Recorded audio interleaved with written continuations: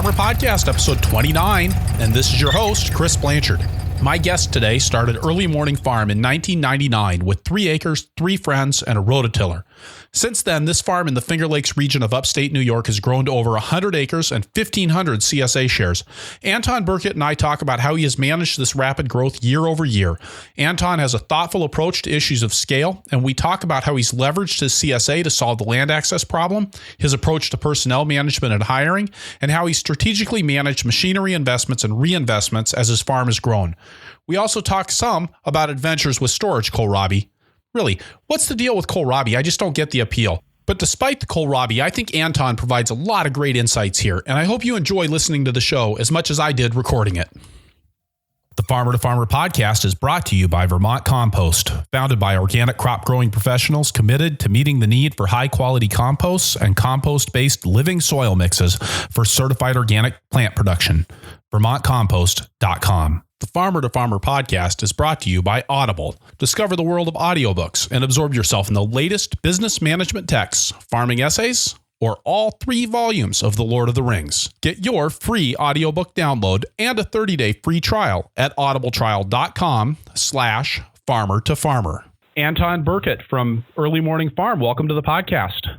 Hey, thanks. It's good to be here. Really appreciate you joining us on a busy Friday afternoon. Always a pleasure. Always a pleasure.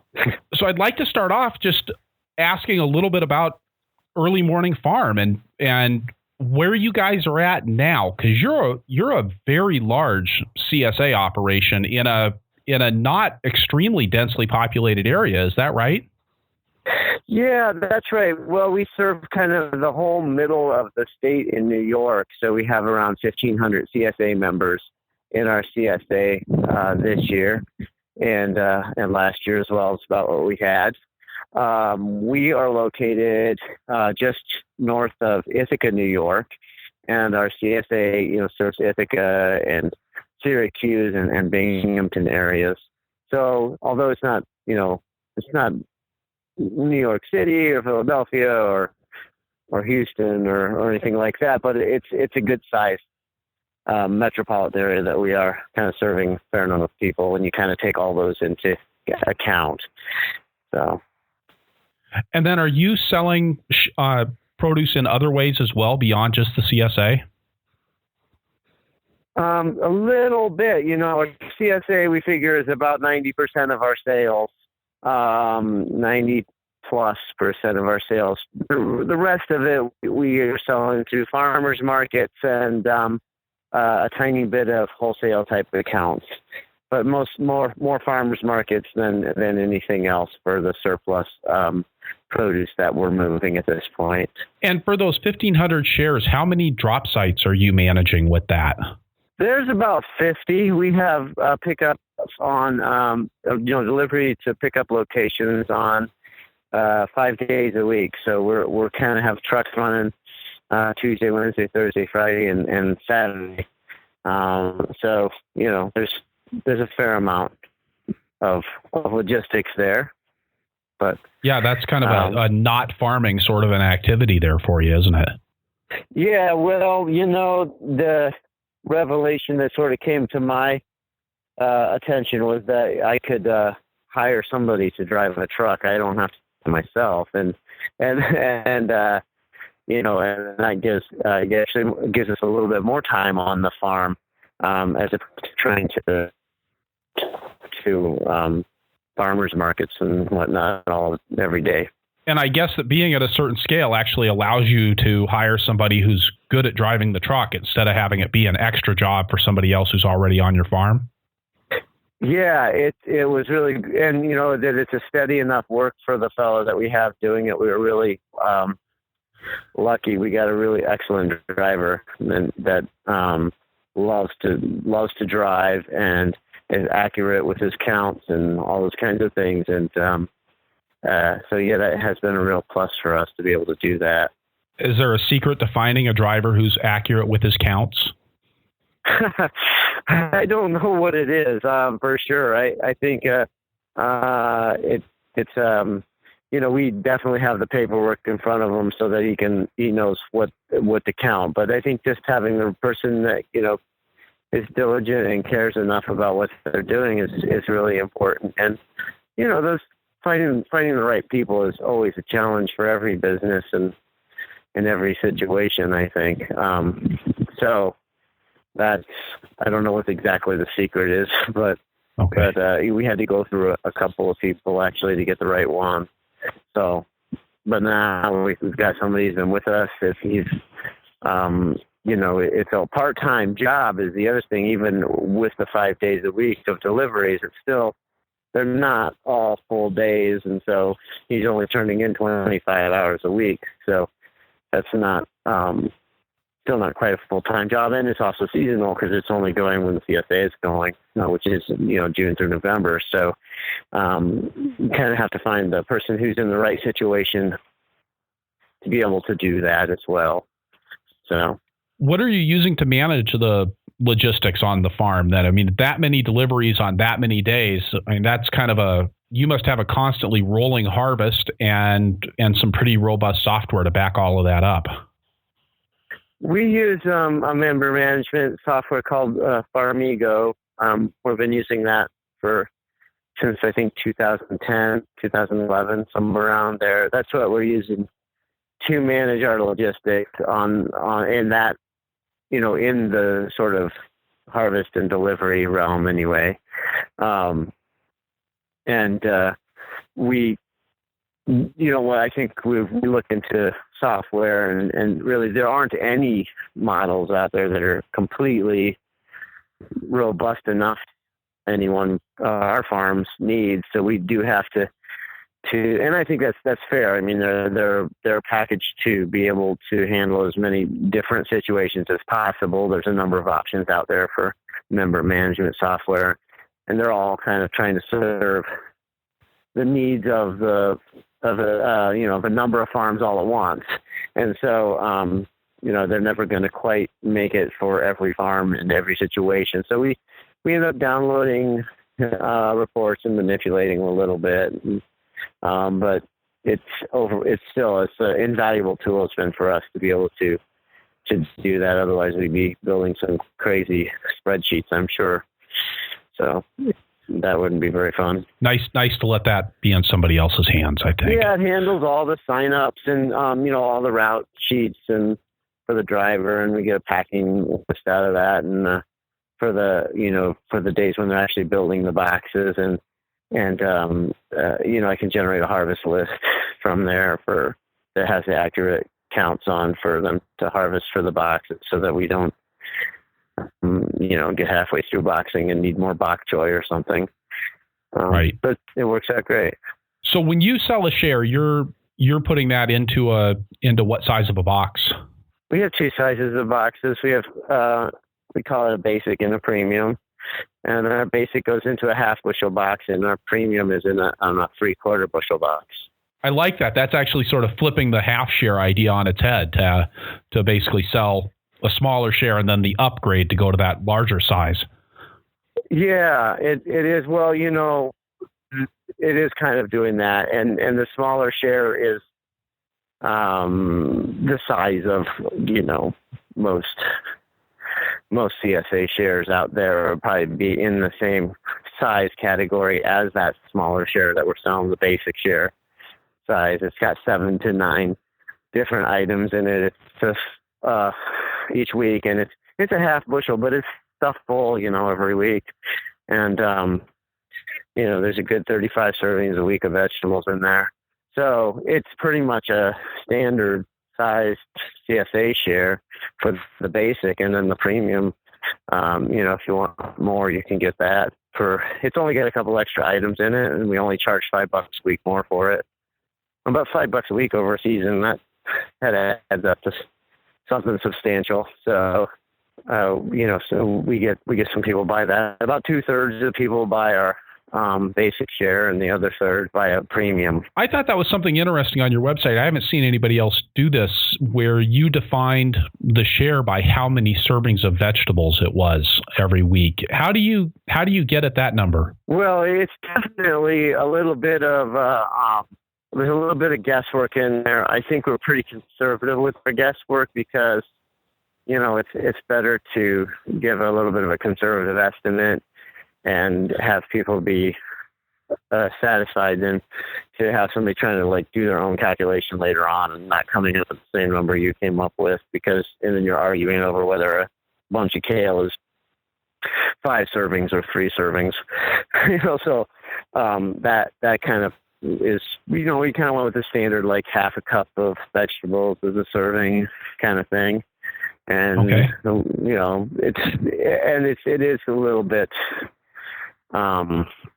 subjective to some extent, but it kind of just helps people gauge what size of share to get, because I think we started getting that question quite a bit. Like, oh, so you have the smallest share, so that must be for, a household with like just 2 adults in it. But we have a family, so maybe we should get the premium share.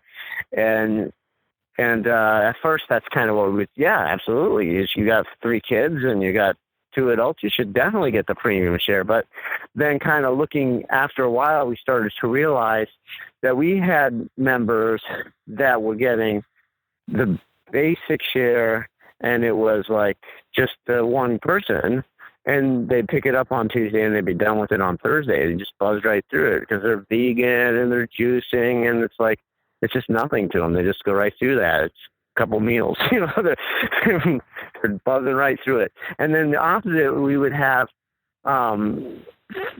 families with like 3 kids, but they're running around to soccer practice and picking kids up and dropping them off, and they're getting pizza 3 nights a week. And, a basic share, if they can get through that, it's just in a week's time, they accomplished something, so that kind of like made us realize you can't really recommend a size share based on a number of people in the household. You kind of have to recommend the size of share of vegetables based on how much people cook and how much they use vegetables and how much they're in the kitchen essentially, and how they cook even, are they juicing or whatever. So that's kind of why we started to go to that type of model, just to improve our sales pitch more than anything.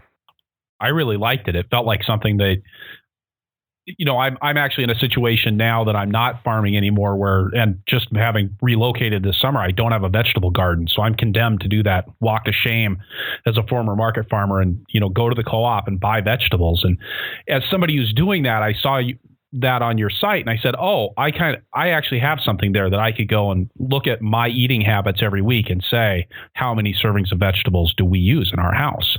Right. That felt really valuable. I mean, that actually was the first time I've seen something where I went like, I kind of know what that volume of vegetables means, or would know from the outside. I mean, I have an idea what 3/4 of a bushel of vegetables is, but that doesn't mean anything to your average person on the street or average soccer mom.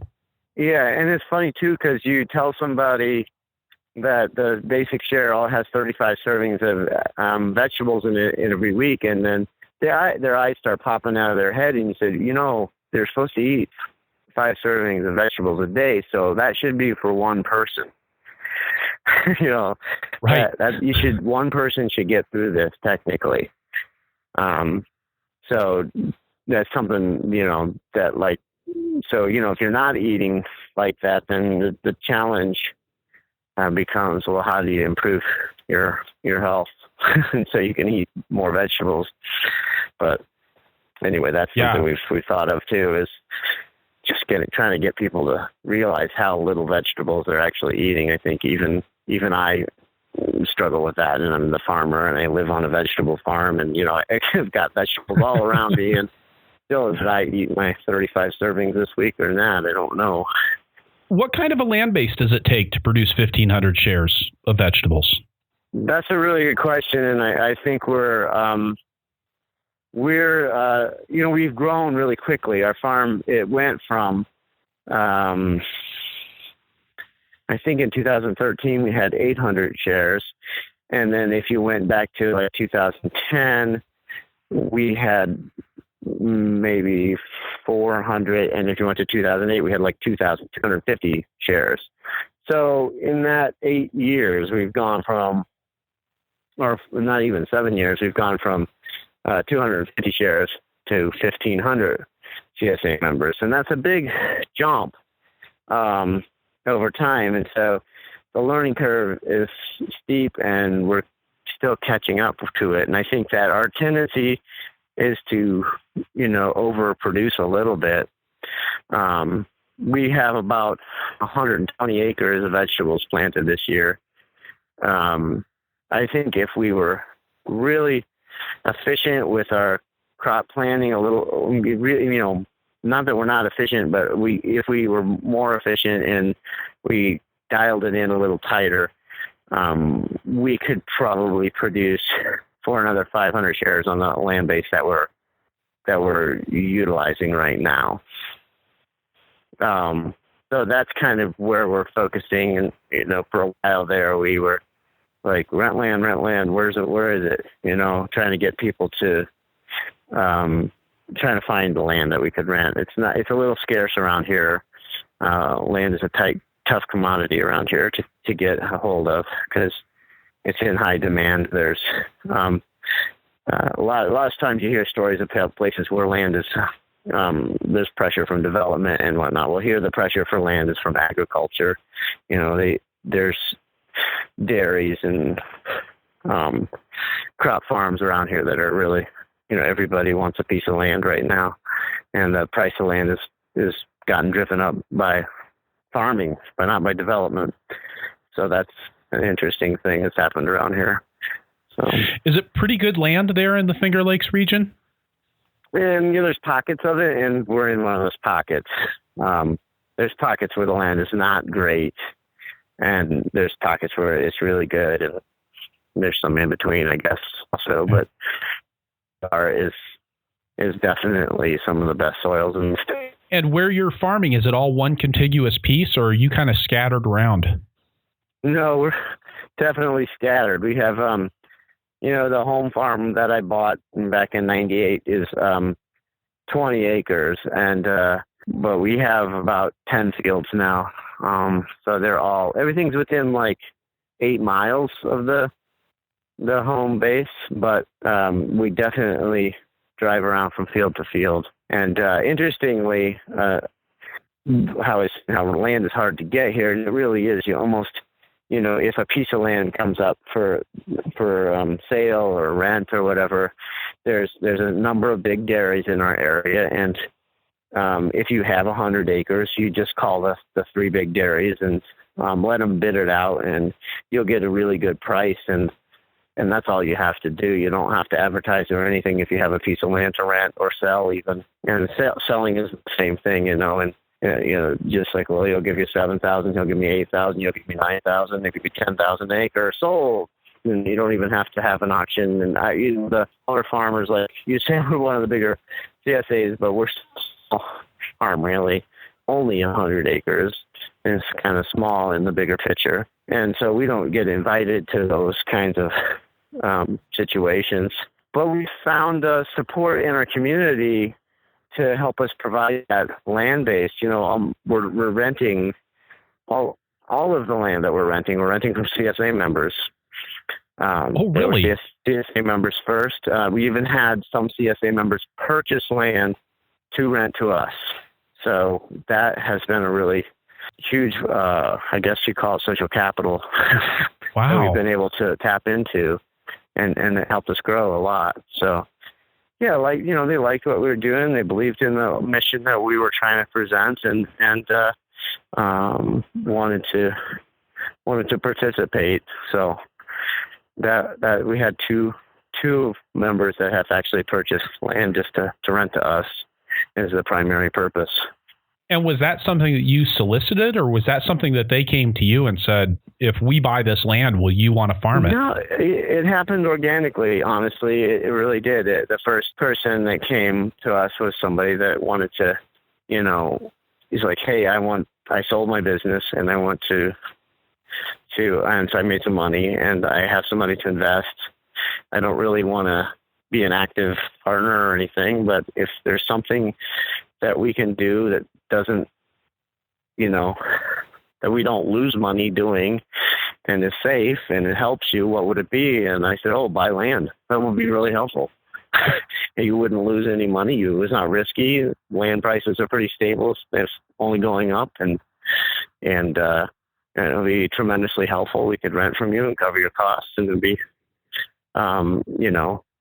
you'd win in that way. So that was the first thing, the first time it happened. And then, I think another person inherited some land, and it was being rented to a conventional farm, and they rented to us. And another family basically had some land that they wanted to, they wanted to tax break for almost to lease it. And then another member had their front yard was 4 acres, and they didn't like mowing it anymore, and so they rented to us in exchange for a CSA share. And then somebody heard about that, and they rented us their backyard, which is 3 acres, and and then another member bought 300 acres, and so we have access to it's not all tillable, but a couple hundred of it is, and we have access to all that we want. So we've got all the land we need now. That was a real stress for a long time, though. Land and the tight pinching points for growth on an organic farm are usually labor and land, for vegetable farms at least. And so now it's just labor. We've been able to get that fairly well too, but it's a little tricky getting good solid labor sometimes. What is your primary source of labor there? Locals. We have, local people that come in and work here. They usually come with some interest in farming or in sustainability or something, and something that kind of relates to our mission community or something like that, and we try to create a really positive work environment and a really high energy work environment. And people come back. So we try to pay fairly, as fairly as we can. I don't think that, anyone pays fairly for agriculture. So that means it's hard for anyone to pay fairly for agriculture work, but we pay as well as we can, and we get people to come back. So when you talk about creating a fun and high energy work environment, or a positive and high energy work environment, at least, a lot of people say that. I mean, if you look on most want ads for farms, they talk about it being a positive environment. But you go to a lot of places and it's overwhelmingly negative. People are disgruntled. They're unhappy. They're working too hard, or at least they feel like they're working too hard. What are you doing to foster that positive environment, to make it an engaging place to work? I don't know for sure exactly what. I think some of it's just happened, and some of it's the people that we have here, and some of it's, I think we bring people in basically when we hire them, and the interview process goes something like this. Do you have a driver's license? Do you have a car that you can get here? Have you been convicted of any felonies? And then why do you want to work here? Is this really, and then the next thing I do is just like, here's what happens here. This is crazy. These guys are nuts. They work really, really hard. They love what they do. You'll have fun if you love it too. But if you don't, you're not going to like it. And,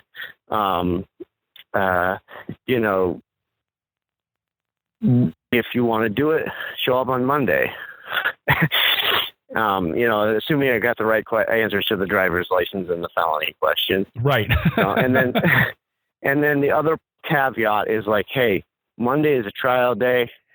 If you don't, if either of us doesn't like it at the end of the day, it's fine, no problem. If you don't like the work and you want to leave at noon or 10 o'clock in the morning, go ahead. It's fine. I have no hard feelings whatsoever. I totally understand. This is crazy work.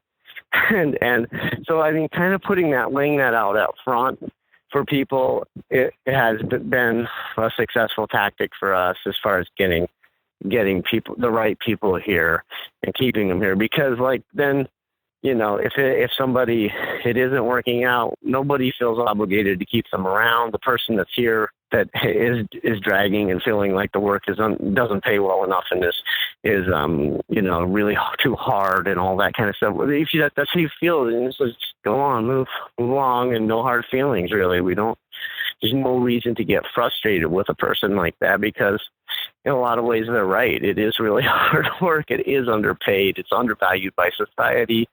And, unless you're basically crazy enough to have a passion for this, there's no reason to be doing it.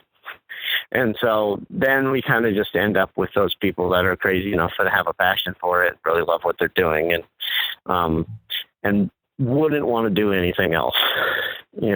That's kind of how we get that. I mean, I went around and asked everybody here, because I'm kind of already starting to plan next year. I went around and asked everybody that's here, and we have that's here, and it's their first year. And we probably have like 5 or 6 people that this is their first year. I went around and asked them all, are you coming back next year? I asked them that yesterday, and every one of them said yes, absolutely, definitely coming back. So that's good. Great. That means we have the right people here. That's a good sign. And that's 5 or 6 people. This is their first year. Out of how many people total on your farm? Well, I think if you look at what's it does vary. We don't have very many people here in March, and there's not that many. There's less people here in November than there are now. We just lost a couple of people because they went back to school. So we usually have a few people that come for the summer, and they're going to one of the universities or whatever around here. So I would say the high point is around 20 to 21 people on payroll, and the lower, and in the winter there's just 2 people on payroll plus me. And right now there's 13 or 15 people maybe out in the field, and then 14 or 15 in the field. And then there's like a mechanic and a marketing person and a driver, and the one guy that's kind of like in the office half time doing spreadsheets and financial work. And who else is kind of overheadish? That's about it, I think. And then like Chris is like our production manager, and he's in the field, but then again, he's like kind of separate in a lot of ways. Like he's on the tractor all the time, basically, and getting off the tractor, and kind of trying to figure out the overall big picture of the production end of things, and communicating with the other managers. So you kind of have a level of management on your farm that's below you. Definitely. I can't do everything, at all. I mean, that's crazy. So one thing that, like when we were 250 members, that is advantage from that scale is that you don't really need to hire a lot of other managers. You don't need to hire any other managers. At 250 members, you are the person that does you're the marketing person, you're the packing manager, you're the harvest manager, you're crew leader, you're the production manager.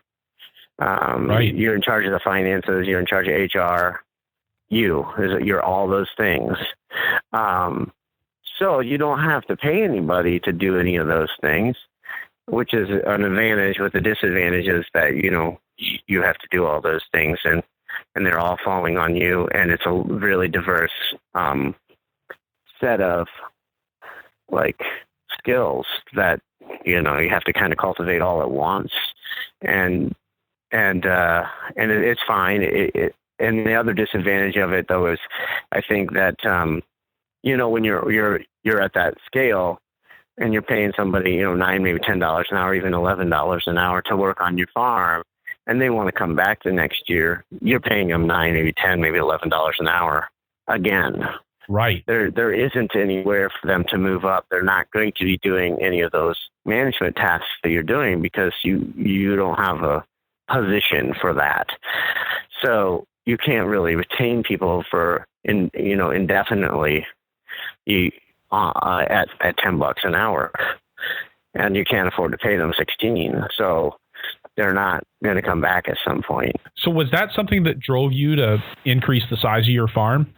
To some extent, yeah, I think it was.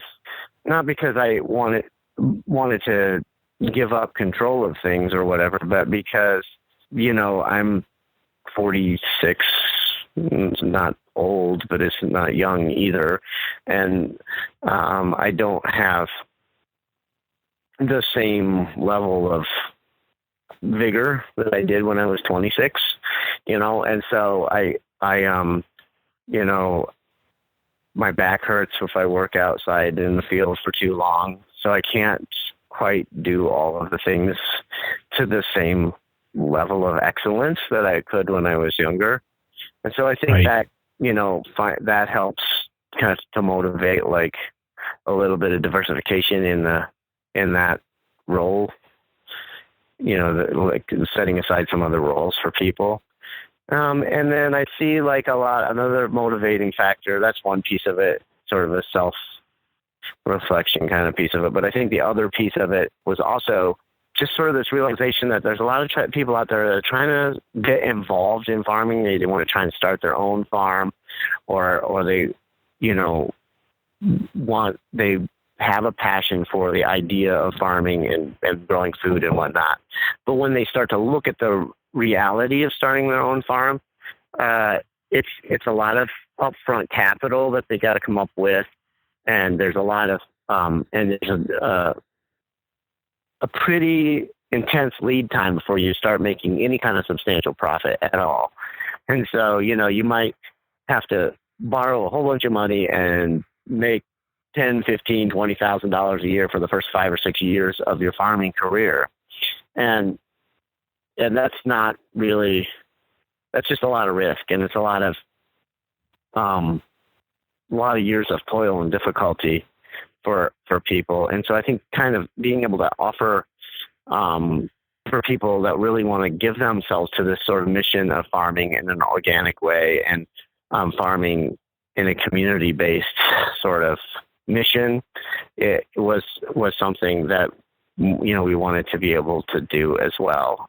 So I like that. And I mean, managing that kind of growth couldn't have been easy for you. I mean, if I just did a quick calculation on my notepad here, but we'd say that's 600% growth over the last 7 years that you described. I mean, that's a lot of pushing. 30 to 40% a year growth is the way I would put it, which is not nothing for sure. Yeah, it is difficult. It was risky a little bit.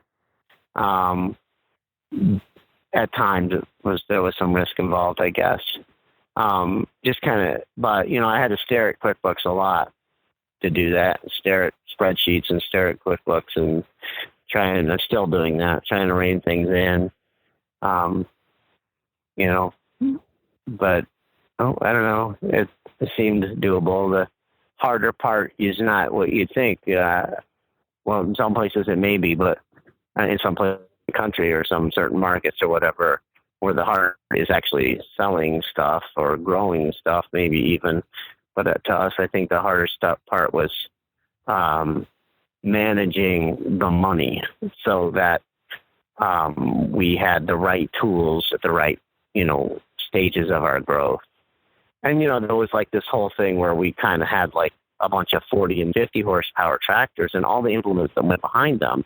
And we got to a point where we're like, those are all useless. We need a 90 horsepower tractor with all the implements that go behind that.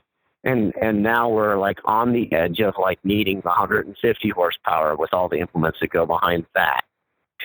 So that kind of like, there's a lot of trading in of, a lot of the dealership love us for and stuff and buying new stuff and, So. Well, that's where you're glad that farm machinery holds its value, right? Yeah, it really does. It really does it holds its value.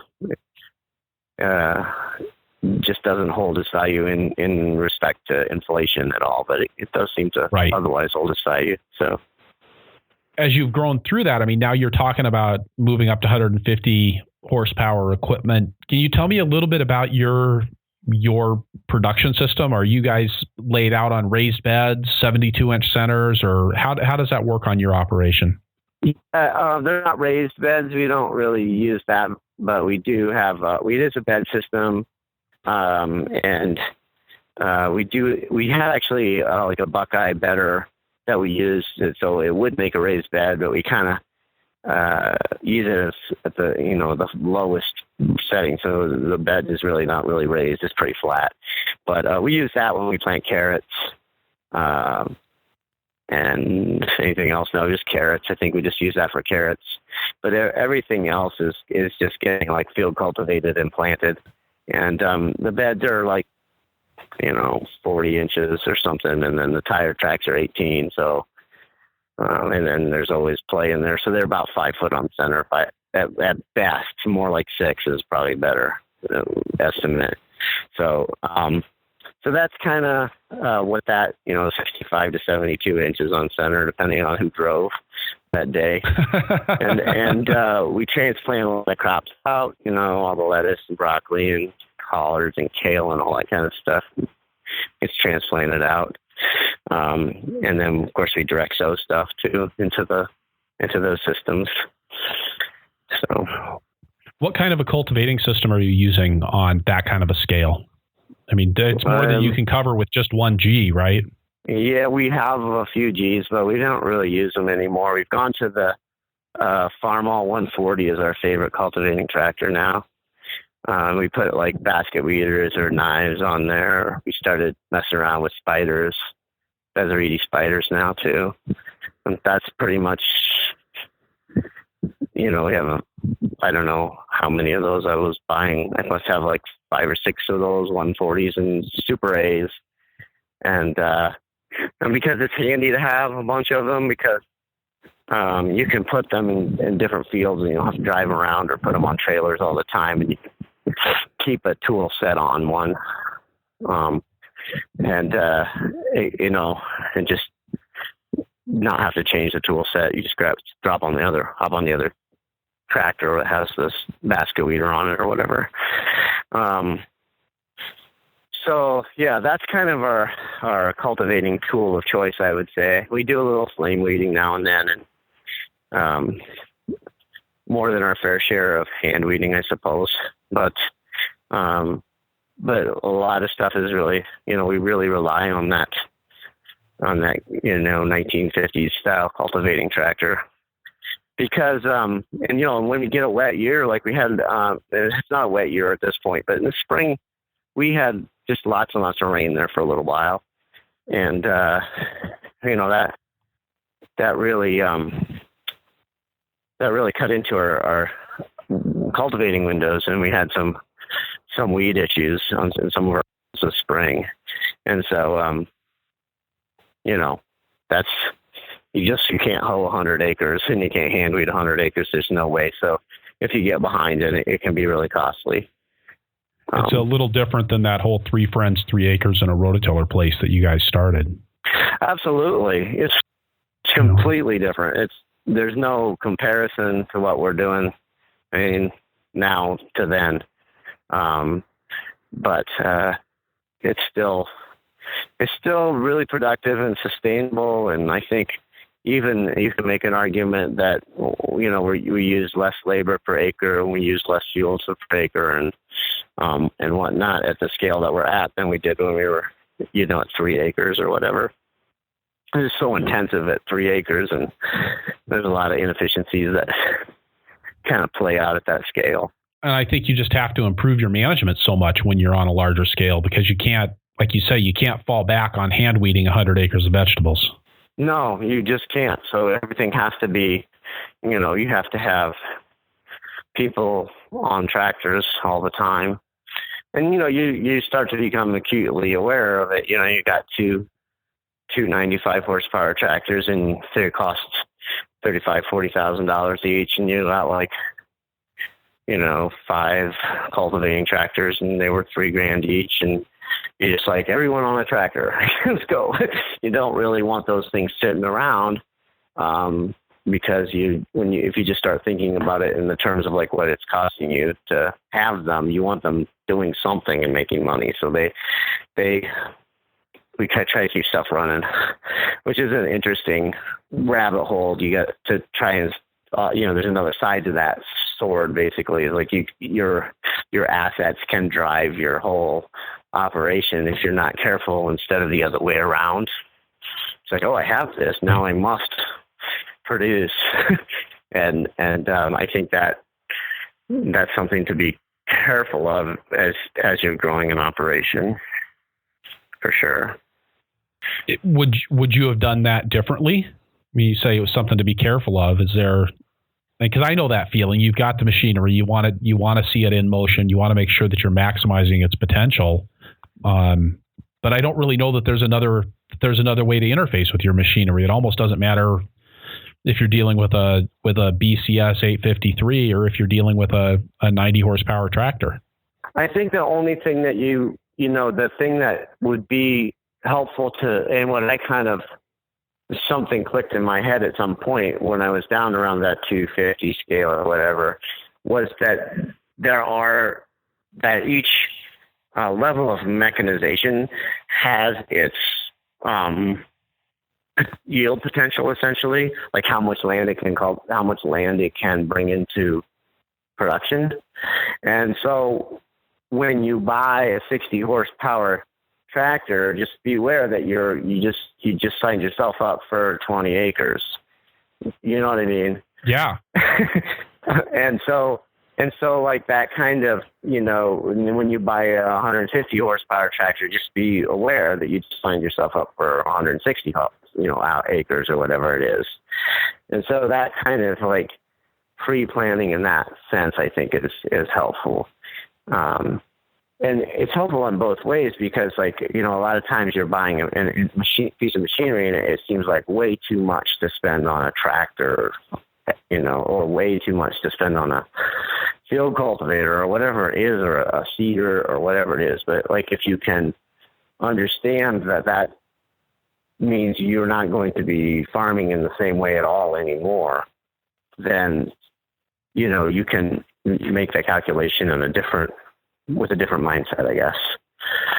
So I think it's a hard thing with a lot of that basic machinery, like a tractor, is it's very difficult to sit down and calculate a return on investment for something like that. I mean, it's really easy if you're sitting there going, well, I'm going to save this much labor because I got a finger weeder. But it's a lot harder to do with the tractor. And like you said, because it either drives or enables a different scale of farming, a really different level of the operation. I imagine that it must have felt like you were flying blind sometimes as you were growing and needing to trade up your equipment, kind of knowing exactly where you're going and how you're going to get there in terms of the iron that you were investing in. Yeah, to some extent, although I also think that, I think that almost that's where we're almost more there now than we were when we were growing. In fact, if you paid real close attention earlier when we first started the whole interview today, I said we had 1,500 members this year and we had 1,500 members last year. So we took a pause right now because we're kind of like looking at where we are and realizing that we need to like make sure we understand what the next business model looks like, so the next scale up, because all your margins change, your sales to labor ratio changes, and your overhead to sales ratio changes. All those like standard business ratio things, debt to equity, all that stuff changes as you change your scale, and so you have a different sort of. You're almost working on a different business model at the next level of scale. So we're kind of at that point right now, whereas the first push, we were more at a level like, hey, we're not making that much profit right now. We don't have anything to lose. Let's go. And so, we'll sell a 60 horsepower or buy a 60 horsepower tractor and then sell a 60 horsepower, because it just made sense. We're definitely generating the sales. We're definitely still, we definitely have the cash flow to purchase new stuff. So let's purchase new stuff and keep investing. But it's tightened up on us a little bit. So we don't have quite the cash flow to invest at the same rate in the farm that we were. So we're kind of like, all right, what do we got to adjust here? So that's kind of where we are right now. So really kind of deciding what the next step is for your business. Yeah, I mean, I don't think you can really go backwards, but maybe we could, but we don't really, backwards in the sense that we downscale or whatever. It's not really something that is appealing to anybody. But I think there's the real question of, do we stay at the scale that we're at, or do we slowly grow? Do a more controlled growth at like 5% a year or 10% a year, or do we push to get to 3,000 members and try and go for 40% growth a year? So those are the kind of scenarios, I guess, we're kind of looking at, and which one is the right one for us right now. Anton, we're going to take a break here and get a word from our sponsors. The Farmer to Farmer podcast is sponsored by Vermont Compost. Vermont Compost potting soils are a really special product. I used Vermont's Compost Fort V as a blocking mix and potting soil for over 12 years on my farm, and we grew some great transplants with it. I mean, really great transplants year after year. At a time in the organic movement when we're seeing more and more companies jumping on the bandwagon, Vermont Compost is a reminder of the art and the craft of making potting soil. They mix an incredible diversity of ingredients into the compost that forms the basis of their potting soil, incorporating many kinds of manures along with plant materials and food waste to foster structure and aeration in the compost. I love that their Fort V mix even has chips of ocean blue granite in it and kelp for a little smell of the ocean.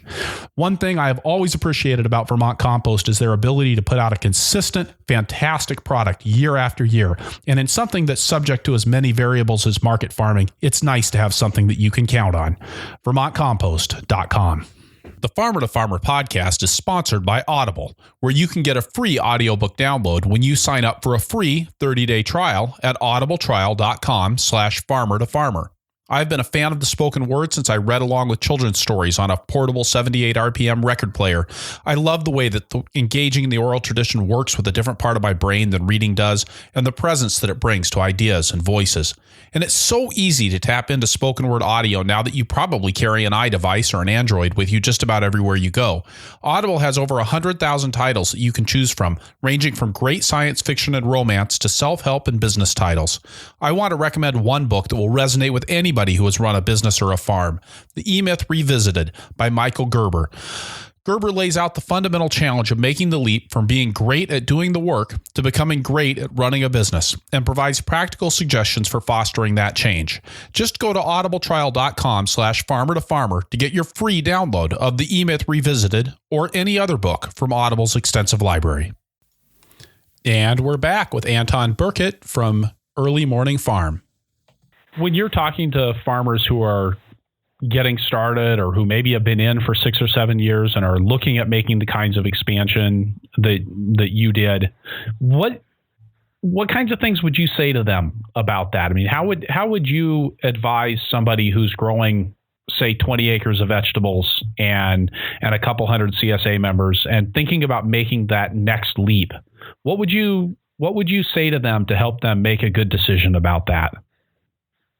I mean, I think the first thing is to make sure that you have a good product that you're offering and that your value proposition is appealing. And the second thing is to figure out how to keep that in place and improve upon it. And we've been talking a lot about machinery, but I think a lot is about, the actual product that you are putting out there needs to be valuable enough to the customer that you can actually create to participate in a larger market for that product. In our case, the product is the CSA share. but it could be somebody who's trying to grow clamshells of baby arugula, whatever, same thing. And then to figure out like how write a business plan.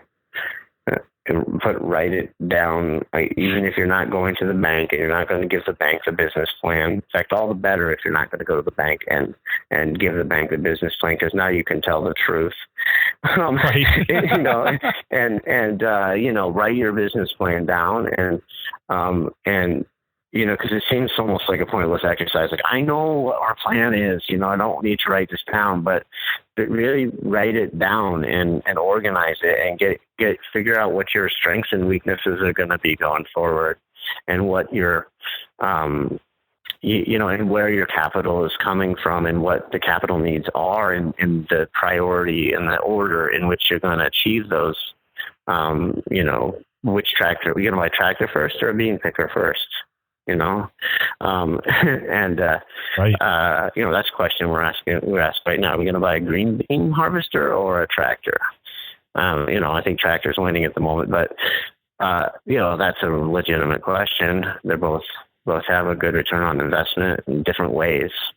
And so like trying to direct that in that way and really think it through and think through, like do a cash flow forecast, because your cash flow will change when you get larger. It's going to change when the money comes in.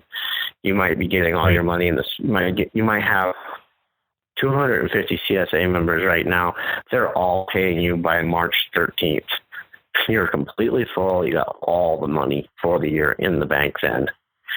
But if you grow to be 900 members, you might need to, start up payment plans and,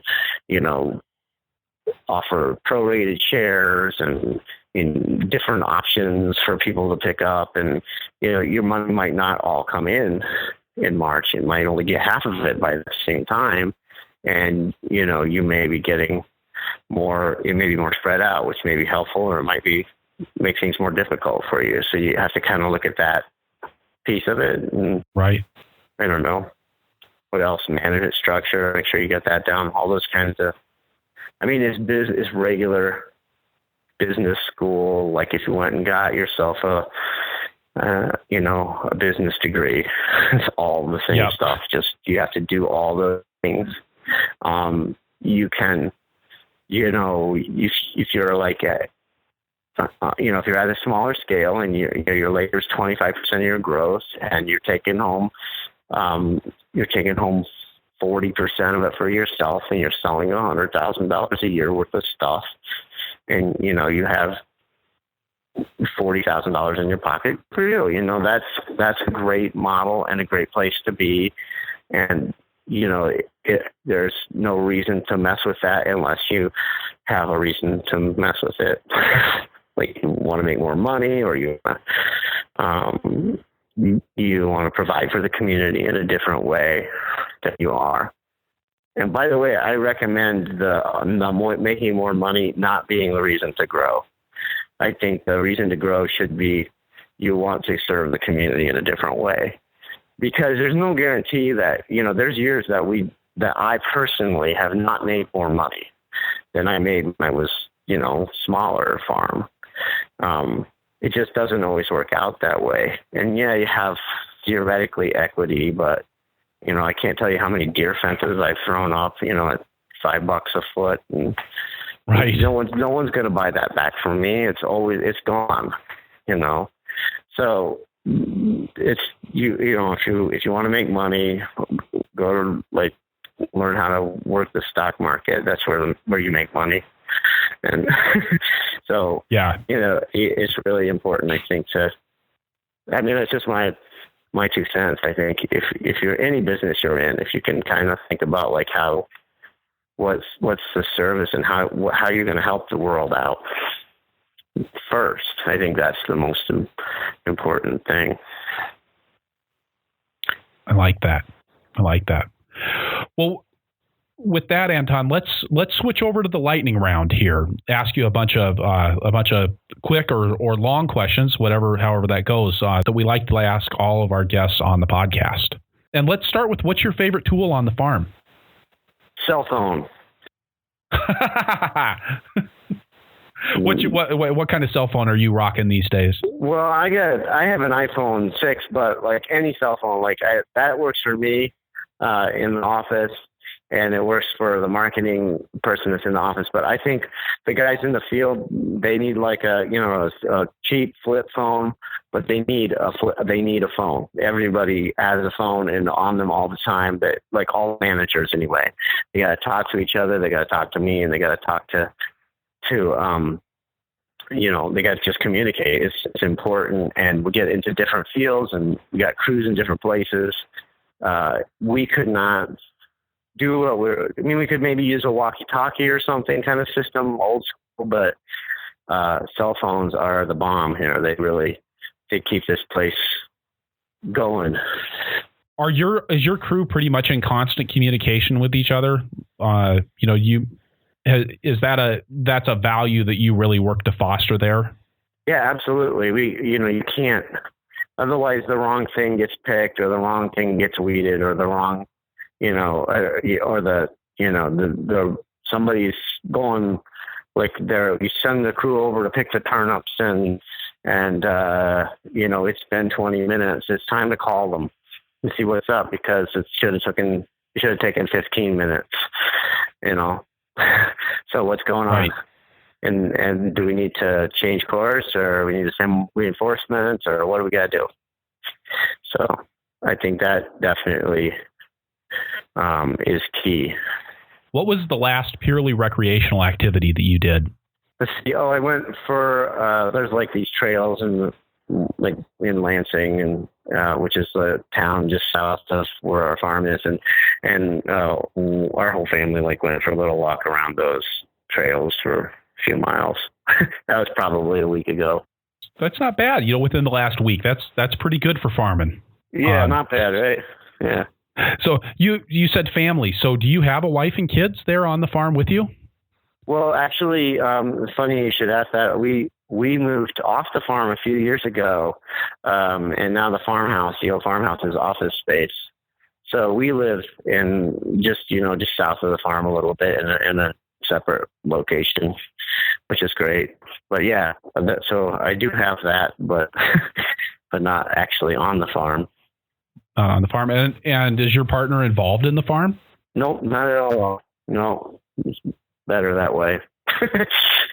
For us anyway. I mean, I don't think that's always the case, but for our, it's just not her passion, and there's no sense in bringing anybody here that this isn't their passion. So yeah, but I think it's something that there's so much mythology around the family farm and it being something that everybody's involved in, and it's really easy to kind of take that as the default setting. But I've certainly seen a lot of situations where that wasn't the healthiest thing to have happen. Yeah, absolutely. I agree. And, there are obviously places where that works great and people for who that works great. But I think, in our situation, it works great that we're not doing that. We have, she can pursue her interests, and I can pursue mine. And what the heck? That's what most people do in this country. With somebody works one job and somebody works a different job, and they come home and meet and do their thing. So yeah, it's been great. So, what's your favorite crop to grow? Oh, probably lettuce. It's quick. It's productive. There's a reasonable price for it. The turnaround time is quick, so you can put another crop after. I like growing lettuce and tomatoes and peppers. So another one I like, right? So. I could just hear the list starting to tumble there. And carrots, exactly, and beets, what's the last book that you read? Probably all the way through would be biography for Steve Jobs. Oh, really?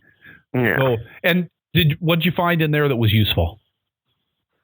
My favorite Steve Jobs quote, and I think it's in that book, is, "We don't hire people so we can tell them what to do. We hire people so they can tell us what to do." I think that's probably one of the most useful things.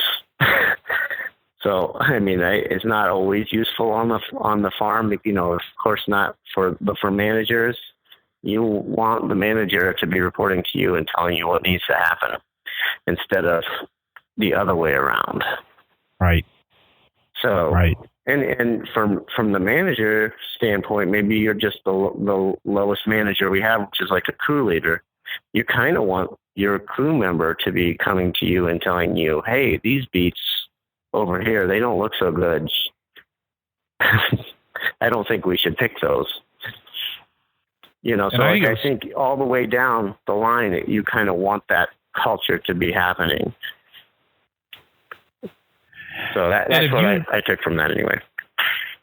And it sounds like that's something that you guys have on your farm.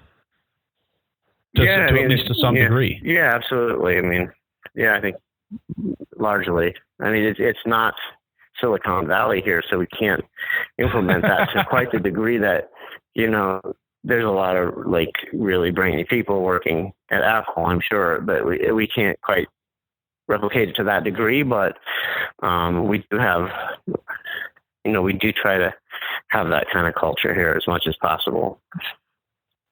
Is there anything in particular that you do to try to foster that? I think the other side of that is knowing when not to kind of intervene and try not to too much, really trying to listen to the people. The other side is that, you want people to tell you what to do. Now you have to listen to them.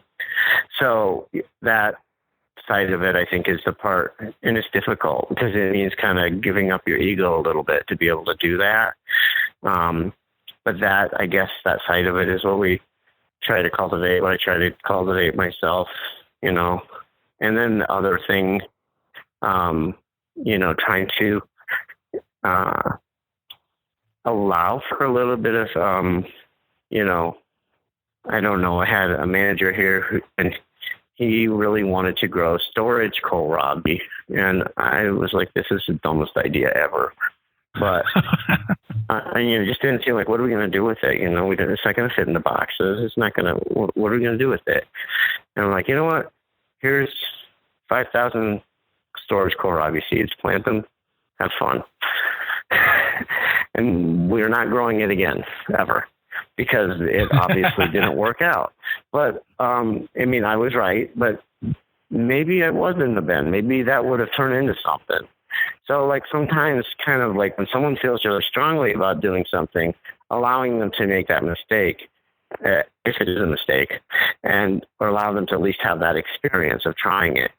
And then, you can't do that at any cost. Of course, there's some place where that needs to be, you need to lay down the law or whatever. but to some extent that allowing for that to happen to some degree, I think, is another thing that we try to consciously do, or that I try to consciously do at least.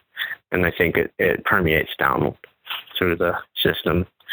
So I know it was one of the hardest things as my farm was growing, because when you're, when it's just you and a couple of other people, the 3 acres and a rototiller, everything that happens on the farm is really a reflection of you, and you've got control over how it turns out. And figuring out as you grow larger how to let people make those mistakes that they can learn from, and that also make them feel like they've got some say in the operation. God, it's rough. And it reminds me a little bit of parenting too, where you get into that idea that your kids are a reflection of you. And so they've got to be perfect, and trying somehow to let go of that at the right level, while, it's making that difference between growing the storage kohlrabi and completely overhauling the crop rotation, and deciding where that appropriate level of interaction is for each employee. Yeah. And also I think that the difference that I kind of have found is like, this is a reflection on me, has changed to like a collective reflection because we're a team. So this is a reflection on the team. Hey, you didn't make the basket. We didn't score the touchdown, and we lost the goal. We lost the game. So like we all have to like make sure that we win. I mean, it's not like a game in that sense. But we, like if you want to take the team metaphor and keep moving with it, to be successful, we have to all together and all, do our absolute 100% so that we can be successful and achieve our goals. And so that, we share the goals with everybody. This is how much we want to sell this year. This is how many shares. This is how much we need to make it market. This is everybody's pay. This is what we can do after we get to the end of the year. If there's any money left, we're going to distribute it in this way. That kind of like everyone, we're a team. So like everyone's going to play their part. And if you let, if that kohlrabi doesn't turn out, it's not a reflection on me. It's a reflection on the team. We did something we shouldn't have done. Let's not do that again. Right. But to do that, like, sometimes you have to pass the ball to the guy who's not the best shooter. Right. Whatever, you know what I mean? And let them take a shot. Give them a chance. So that's how that kind of has to play out sometimes to be a team.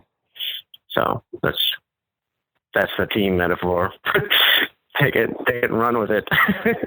So something that you said there that I thought was really, well, just to stay with the team metaphor, and then I got a question about that. I mean, with the team metaphor, when we're playing football or soccer, it's pretty easy to tell when your team gets a touchdown, right? You see it. It's right there in front of you. And I feel like sometimes for farm crews, especially when you layer in a couple of levels of management, it can be really difficult for somebody who's putting twist ties around bunches of beets to say, oh yeah, we got a touchdown, or on the other hand to say, oh shoot, we screwed that up and we had to punt. Do you have some mechanisms in place for communicating those wins and losses? I think one of them is like, if you're going to do the team metaphor, the manager is a coach, right? So coach is going to tell you when you did a good job, right? So like, hey guys, that was awesome. Look at this crop of broccoli. It's turned out perfect. There's no weeds in here. There's so much of it here. We've got plenty for our CSA, which is a hard crop to grow, and we did it. Man, that was a long 12-hour day that all worked, but look at all that we got done. That was amazing. You guys are great. That kind of stuff is, or, hey, what happened today out there was just not what we're looking for. That really was a disappointment in a lot of ways, and it's not up to what our standards should be. And we really should have. We didn't call each other enough. We didn't check in and make sure where everyone was, and things got out of control, and we were here for 12 hours. And so let's not do that again. Here's what we can do to improve. So that's kind of how you can get the wins and losses in, essentially. Okay. And, sales is another way to measure that too. It's like, hey, we did exactly what we said we were going to do this year. We sold 1,500 shares. We made X amount of money, and we had, our farmers markets were all good, which means y'all were smiling and happy there. And this is great. You guys, good job. So there's like all those kind of different levels where you can define success for your team, I guess. Right. You said that you might tell people at the end of the year, if we have money left at the end of the year, this is how we're going to distribute it. When you say that, are you guys actually providing performance bonuses or any sort of profit sharing?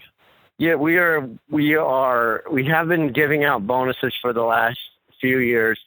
But and this year we'll do something again, but we're really trying to right now formulate like a really solid like profit sharing where like, we look at like, here's what the sales were, and we met all of our spending, all of our expenditure goals were met. So we didn't spend too much on this or that or whatever. We set goals for that. We set goals for what the bottom line is going to look like at the bottom of the year, and then at the end of the year, and how much we're borrowing and spending on different assets, and then what my draw comes out of that, and like a certain amount of money for retained earnings so we can get into the next year. And then what's left, let's split it up. So here's the plan. This is what it looks like on paper. If we can do this, if there's $40,000 left over, we're going to split it up in a way that takes into account like how long you worked here, what your level of responsibility is here, and how much you worked here this year. And, and we'll divide it up that way because, I could keep it or we could all split it up. So let's all split it up because we all did it. Honestly, I can't do all of this by myself. There's no way. So everyone's here doing it. So that's really great. Yeah, it seems like the way to do it. I mean, I'm not going to not take care of myself and my family, from the farm or whatever. I'm going to take a fair wage out of it for what I do and contribute here. But at the same time, I don't need to take more than that.